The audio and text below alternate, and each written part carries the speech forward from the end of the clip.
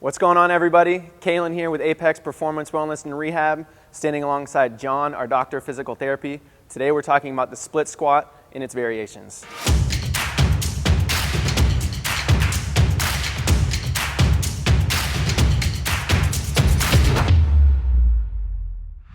Okay, so we're going to talk about the split squat, or many of you might know it as a stationary lunge. It is a very important exercise in a general strengthening program.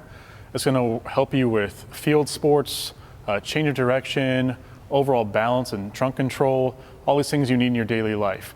So we're going to talk from the very basic split squat, and then we're going to add some variations and how they can be used to try and target different areas of your body.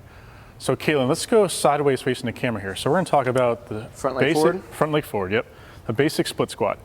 So one cue I would like to have, so on this front foot, where's your balance point on your front foot? So if you think about your three bones in your foot, so just behind the big toe, behind the pinky toe, and the center of your heel. I want you to focus on equal weight there, okay? We call it the tripod. Mm-hmm. You're gonna drop that back knee straight down. Awesome. He's got a great line from his head to his knee. That's a very classic standard stationary squat position. So we can, even here, change things a little bit. So go a little bit wider or longer in your stance and try to keep that front shin vertical, right? Straight over the heel? Straight over the heel, exactly. Okay. So you're dropping down, okay? So you get a little bigger stance. So let's say you have some anterior knee pain, so pain in the front by your kneecap. Typically, if you keep your shin a little more vertical so your kneecap doesn't go as far over your toes, it can be a little less painful. That being said, we can do the opposite if we want to challenge our ankle mobility and even challenge the quads a bit more. So I'll have you stand back up. So take a slightly narrower stance. Okay. And then you're going to keep your heel down, but drive your shin forward as you go down onto the split squat. Great. Yeah, I can feel that. Feel it through your calf? Right through the ankle, yeah. Okay, and come back up. So you can bias all these movements we're doing to try and hit different targets. So if you keep your shin a little more vertical, it might be a little easier on the kneecap. You might get a little more glute out of it. If you let the shin go forward, it's going to bias your quad a bit more, but also hopefully get some of that translation for your shin, so we can get a little more mobile ankle. Great. I felt more pressure or more force in the knee, going forward. So I could see how if you had that knee pain, it would not feel very great. For sure, and that's why I like to go over the different gradients of this exercise so you can kind of make it for yourself. If you're not used to having that pressure in your knee, you can start with your shin very vertical. As you get stronger, you can almost start to slowly get a more forward-facing shin over time to start getting that graded exposure to the movement. Yeah. So knees over toes is not a bad thing unless you're feeling pain in that, right? So yeah. If you watch the Olympics and you see the guys doing the clean and the jerk or the snatch, their knees do go past their toes, typically to get their butt down to the ground to catch the barbell. So people have been doing it forever. So knees over toes is kind of a misnomer at this point. It's not something that should be fearful, if you will. That being said, if you're having a lot of anterior knee pain, sometimes you can bias a more vertical shin with your hips back a bit more and get less pain. Cool. Awesome. Okay. So then we can talk about where you hold the weights doing a stationary squat. Okay, so let me give you a weight. So we'll start off with the classic goblet hold, which is right here. Like this, doesn't matter. It does not matter, you just want to keep it close to your chest. Okay. Okay. So when you do the goblet hold, it's going to just challenge your trunk a bit more, but it's going to be a very neutral position. It doesn't throw you off with balance as much. So let's do a couple reps. So my shoulders may be stacked over my hips in this? Exactly. Ooh. So again, we want to keep that nice vertical line through his trunk down to his knee. Okay. So again, the stationary squat definitely challenges your hamstring, quad, and glutes. It's obviously going to challenge your foot ankle muscles to balance. Okay, so let's make it, let's face the camera so they can see. Cool.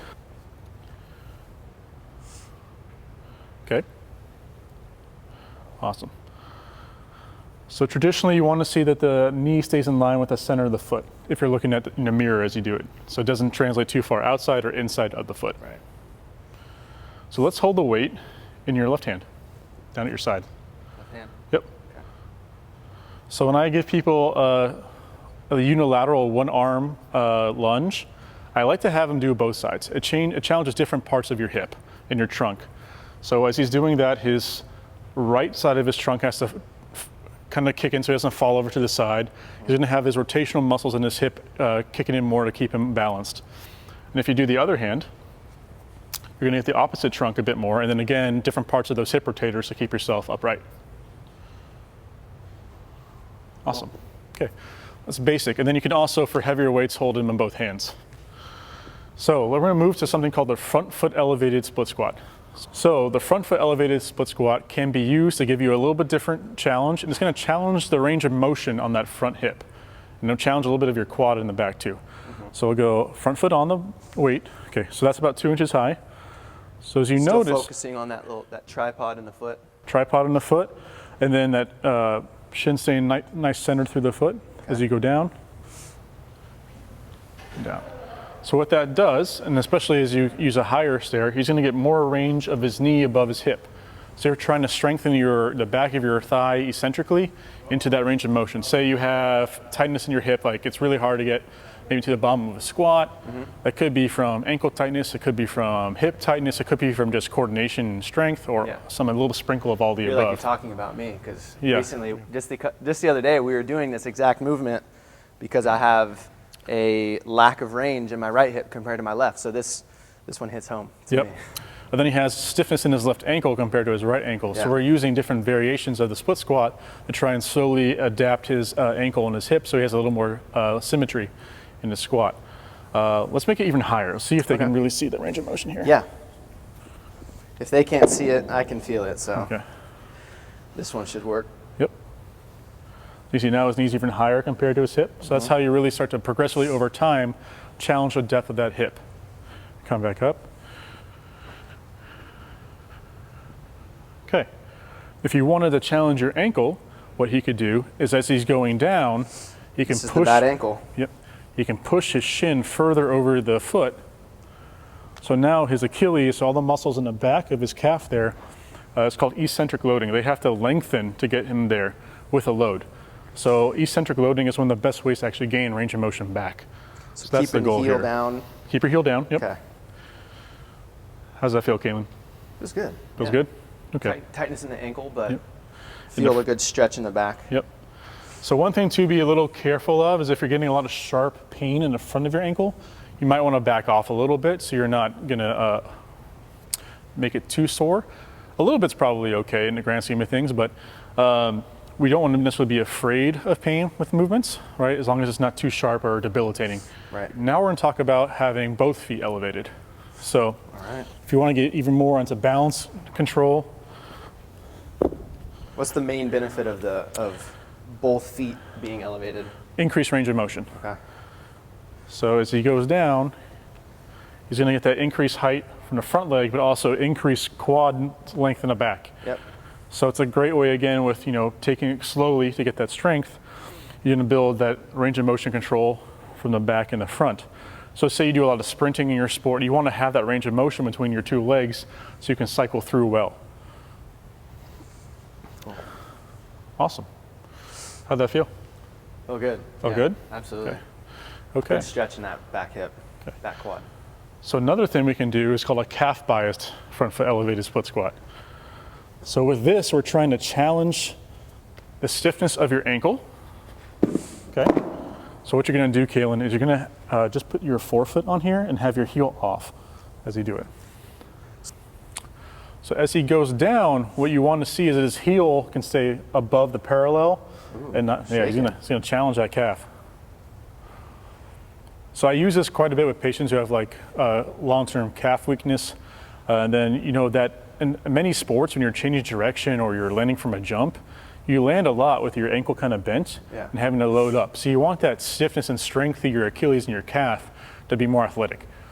So then progressing on, we can do a back foot elevated split squat or rear foot. And sometimes it's called the Bulgarian. Back foot. Yep, so back foot goes up. There's a couple different variations of this exercise too. How would I find the best stance here? Okay, so when you're doing this, especially before you add weights, you want to have your front foot stay flat on the floor and still be able to feel like you have that tripod position. Okay. And you want to feel like you have the flexibility to drop straight down. Yep. Okay. Cool. And back up. So the beauty of this exercise is gaining that flexibility in your back thigh, but also it's a little more stable with the balance on the back foot. So usually you can actually load yourself heavier to make it more of a heavy one leg strengthening exercise. And you can change your foot positioning a little bit to kind of bias your thigh, or your front of your thigh, your quad, versus your back of your thigh, your posterior chain, as we call it, which is more of your glutes and hamstrings. So if you step out a little bit more, and as you go down, you're going to try and shoot your hips back, and yeah. So now he's hinging at the hips, almost a little bit more like a deadlift pattern. What that does, do you feel a little difference there? Oh, for sure. Yeah. What do you feel, Kalen? Well, for me, I've got a little tightness in that front hip. Okay. But I definitely am getting a more stretch in that back outer hip and the quad. Okay. But I feel more activation in the glute. So that's the primary thing we're looking for, is that increase, what he calls activation, or just effort in the back of the leg. Now, I will say, if you're feeling a lot of like pinching in the front of the hip, don't drive strongly through that. You might need to play with your positioning so you're just almost getting to it, but not punching through it, so you don't overdo it. So then if you come back a little bit, so kind of like the first one we did, so he still has to keep his heel down, but he's going to really focus on keeping his trunk upright. Okay, can you get even closer? Yeah. Okay. So the more upright he is, the bigger challenge is going to be on the back thigh. You get a big stretch there, but also the front quad. Yeah. So say you had a chronic knee injury and you have a lot of quad weakness, you don't have access to like an open chain exercise, like a knee extension machine, and you want to try and get to your quads a bit more. A front squat is also a good option, but this is another good exercise to try and hit those quads a bit more. Yep, I feel it. Okay. So I'm going to challenge you a little bit. So if another nice tempo change is another thing you can do to make the exercise harder. So we're going to do something called 3-2-1, which I think I got from Joe DeFranco, a famous strength coach. So on the way down, it's going to take you a full 3 seconds. You're going to get to the bottom, you got to hold for 2 with your knee just off the ground. Then you have to explode up in 1 second. Any stance? You can do this in any stance? You can do it in any stance, yep. Okay. Cool. Let's try it. So we'll count. I'll let you count so I don't cheat. All right. 1, 2, 3, 1, 2, 1. Okay, try again. 1, 2, 3, 1, 2, 1. Awesome. That's a great example. So the slow lowering, that's tension over time. Same thing with the isometric, the 2-second hold at the bottom. That helps with just developing strength and length through those positions, can help with some muscle growth. And then that concentric power, so on the way up, trying to generate force quickly is really important for sport performance. Awesome. So then same thing doing with the weights. You can hold a goblet or a kettlebell here, like a goblet squat. You can hold them at your sides. You can hold it on one hand to challenge, again, your trunk stability. You can even do it with a barbell if you're comfortable, either in a front position or a back position. And then a really hard one is doing it as a plyo. So this is really working at explosion. So let's actually face, keep sideways. Okay. Okay, so what you're gonna do, you're gonna go down, hop. So you're trying to add a little jump with it. Yeah. Good. So this is obviously an advanced version, all right? So I wouldn't just jump right to this if you've never tried the exercise before. Kalen trains a lot, he's in shape, he's done these before. But this is a nice way to work on that single leg explosiveness and then deceleration. So when he lands, he has to control his body and get good control. Okay. What are your thoughts? How did each exercise feel? They were challenging. I mean, the one that I liked the most was probably the last one with the explosion in it. But that's just because what I prefer, and it's honestly less painful than the 3-2-1 tempo. But a lot of it hit home for me because, like from the other day, did a hip eval, and even though I can do everything under the sun athletically, and for the most part, the things that bother me the most are the tiny little imbalances, like putting on a shoe or things like that. So it's eye-opening to me to know that there are different exercises I can do that explore more range of motion under control. So that's the thing that I like the most out of all of these. And that's before adding weight is even body weight. Yeah. You can hear me now, I'm a little out of breath because those things are hard. So. This exercise is not easy. I would definitely start body weight. I'm a big guy, so I can get a pretty good workout even just doing body weight with this. And you definitely want to build up a certain level of strength. So where you've been doing it if you've never done this before, when you've trained it for a month or even 2, with working up with reps and then slowly adding weight before you start doing the plyometric ones if you're not used to doing any kind of plyometric activity. And then you may want to consult again with a medical professional who's trained in this, if you're really questioning on whether you should do anything explosive with it. Yeah, so I really love the split squat varieties for the fact that you can gain that flexibility in your thigh when it's in the back. You gain that flexibility in the hip as it goes up to your chest. So it's a great way to kind of work on that ability to get into a deep squat, to prove your running stride, flexibility, and then it just builds a lot of strength and control. So it's some of the best exercises you can do are split squats, as long as you tolerate them. Cool. Well, hey, John, thanks for showing me some split squat variations today. I know that I can use a lot of these here and at home. Hope you guys took a lot away from this. We'll see you next time. Hey guys, thank you for watching our video. If you liked it, please hit the like below and subscribe. If you have any questions, please leave a comment. We'll see you next time with Team Apex.